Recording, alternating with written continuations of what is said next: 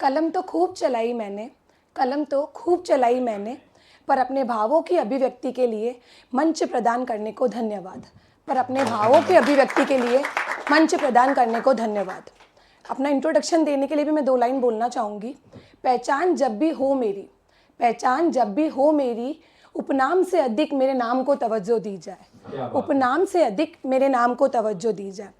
मैंने जो आज पोइट्री लिखी है उसका टॉपिक थोड़ा सा डिफरेंट है, लेकिन मैं एक बार पेश करना चाहूँगी। मे भी शायद आधों को नहीं समझ आए, लेकिन आई विल ट्राई। उसका टॉपिक है वृद्ध आश्रम। एक सिसकती आह सुनो, एक सिसकती आह सुनो, वक्त के अंतिम पड़ाव की गाथा सुनो। न जाने कितने अपने सपने त्याग, जिस औलाद को हमने होनार बनाया था, न जाने कितने अपने सपने त्याग, जिस औलाद को हमने होनार बनाया था, आज बुढ़ापे में उसी औलाद ने हमें वृद्धा आश्रम तक पहुंचाया था।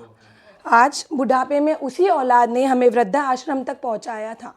पिता ने तो हंसते हंसते अपनी आय का पैसा पैसा तुझ पर उड़ाया था, पिता ने तो हंसते हंसते अपनी आय का पैसा पैसा तुझ पर उड़ाया था। तो क्यों उनकी वृद्धावस्था में दवाइयों का खर्चा तक तू ना उठा पाया था? तो क्यों उनकी वृद्धावस्था में दवाइयों का खर्चा तक तू ना उठा पाया था? तेरी किलकारियों ने जिनके घर के आंगन को सजाया था, उस माँ ने तुझे जन्म देकर स्वयं भी तो नया जन्म पाया था। तेरी किलकारियों ने भी तो उनके घर के आंगन को सजाया था, और उस माँ ने तुझे जन्म देकर स्वयं भी तो नया जन्म पाया था। मेरा राजा बेटा, मेरी राज दुलारी, न जाने कितने कितने अल्फाजों से तुझे नवाजा था। मेरा राजा बेटा, मेरी राज दुलारी बेटी, न जाने कितने कितने अल्फाजों से तुझे नवाजा था। तो क्यों आज उस जहीफ पर तूने इतना कहर बरसाया था?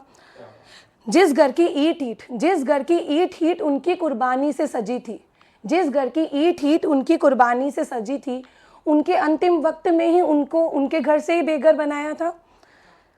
वृद्धा आश्रम में जाकर भी उनकी नज़रों ने तो सदा तुझे ही तलाशा था।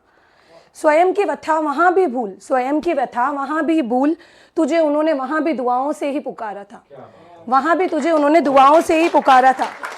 और कोई जो पूछ ले आकर उनसे कि आपका ये क्यों हाल है, तो कहती है माँ या कहते हैं पिता, रही जरूर कोई होगी मजबूरी मेरी औलाद की, यूं ही नहीं उसने हमें वृद्धा आश्रम तक पहुँचाया था। पर जीवन का ये चक्र, कर्मों का ये चक्र एक बार फिर दोहराता है। किसी की आत्मा पर ठेस पहुंचाने वाला महलों में भी सुख नहीं पाता है, किसी की आत्मा पर ठेस पहुंचाने वाला कभी महलों में भी सुख नहीं पाता है। अपनी खुद की करनी से तूने तो अपने घर के भगवान को रुसवा किया, तो क्या वही संस्कार तू अपने बच्चों में डाल पाता है? और मान ना मान एक दिन खुद को भी इस जीवन के चक्रव्यूह में ही पाता है, और मान ना मान एक दिन खुद को भी जीवन के इस चक्रव्यूह में ही पाता है। सर टाइम है। एक और मैंने पोइट्री लिखी है, जैसे कि हम लोग वेल नोन एज वर्ड से feminism. I am also a female, hard worker lady. मेरा खुद का जॉब है, मेरा खुद का किड है, मैं सब कुछ मैनेज करती हूँ, लेकिन मेरी कुछ अलग थॉट्स है फेमिनिज्म के ऊपर, वो मैं पेश करना चाहूँगी।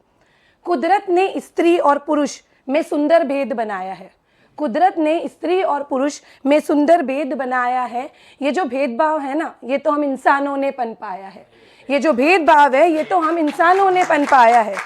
सक्षम है नारी भी उतनी, कितनी नारियों ने स्वयं को सफलता का ताज पहनाया है।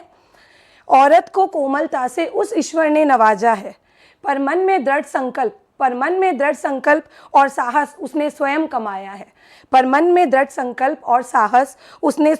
कमाया है।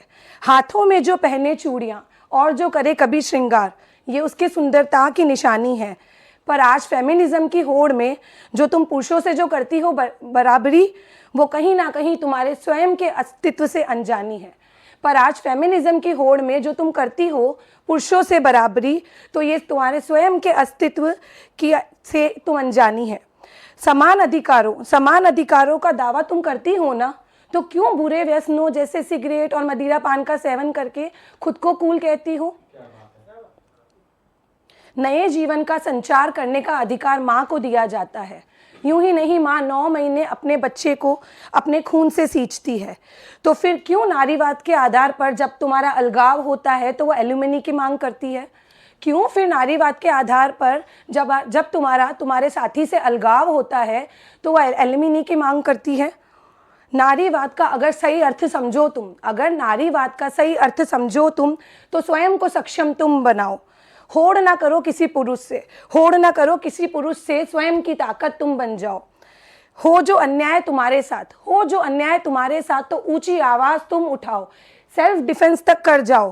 किसी कृष्ण का इंतजार ना करो तुम, अब स्वयं की सारथी बन जाओ।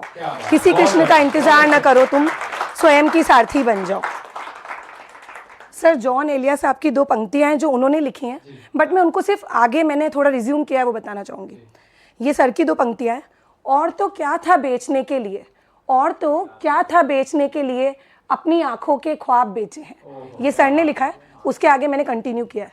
यूं मसरूफ हुए जिंदगी में कुछ हम, यूं मसरूफ हुए जिंदगी में कुछ हम, न जाने कितने रिश्ते नाते बेखौफ बेचे हैं। मंजिले रुतबे से कुछ इश्क हुआ इस कदर जनाब, कि राहों पर मिलने वाले न जाने कितने हसीन लम्हे बेचे हैं। शानो शौकत कमाने के खातिर कुछ यूं बसर की जिंदगी हमने, कि जिक्र मोहब्बत और सुकून की तालीम बेचे हैं। ख्वाब जीने के लिए तो और क्या था हमारे पास, अपनी ही आंखों के ख्वाब बेचे हैं। Thank you.